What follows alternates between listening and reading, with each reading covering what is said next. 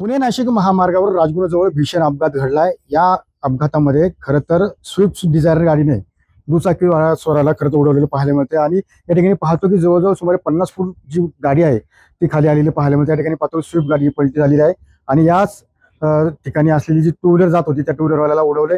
मात्र या ठिकाणी आपण पाहतो की हा अपघात घडला, यामध्ये दोघे जण सध्या गंभीर जखमी असल्याची माहिती सध्या प्राथमिक आपल्याला मिळताना पाहायला मिळते। या ठिकाणी पाहतो की हे गणपतीचं मंदिर आहे आणि गणपती मंदिराजवळच हा अपघात झालेला पाहायला मिळते आणि याच ठिकाणी हाकेच्या अंतरावरती खरं तर पोलीस स्टेशन आहे आणि पोलीस स्टेशनच्या बाजूलाच खरं तर हा अपघात झालेला पाहायला मिळते। मात्र या ठिकाणी जो दुचाकी स्वार आहे आणि गाडीतील कार चालक आहे दोघ जण गंभीर जखमी आपल्यासोबत प्रत्यक्षदर्शी आहे। मला सांगा नक्की कसा अपघात झाला?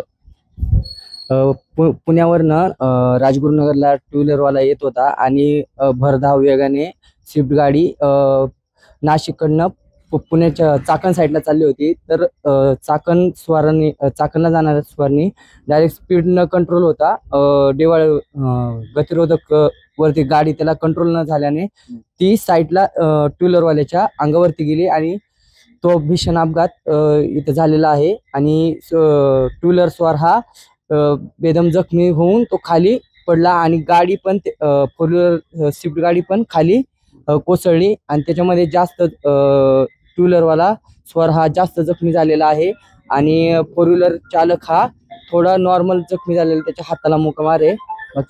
नक्की पाहतो गाडी पहा कशी एकदम ओरतून खाली आल्यानंतर खरं तर गाडीचा चेंदामेंदा झालेला आहे।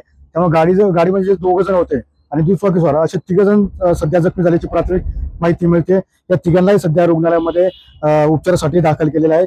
मात्र पुणे नाशिक महामार्गावर राजगुरूजवळ ज्या स्विफ्ट गाडी आहे त्या गाडी चालकाचा वाहनावर नियंत्रण सुटलं आणि यामुळे हा अपघात झाल्याचं प्रत्यक्षदर्शी यांनी सांगितलं आपल्याला पाहायला मिळत आहे। त्यामुळे अतुल स्वामी सुनील TV9 मराठी राजगुरुनगर पुणे।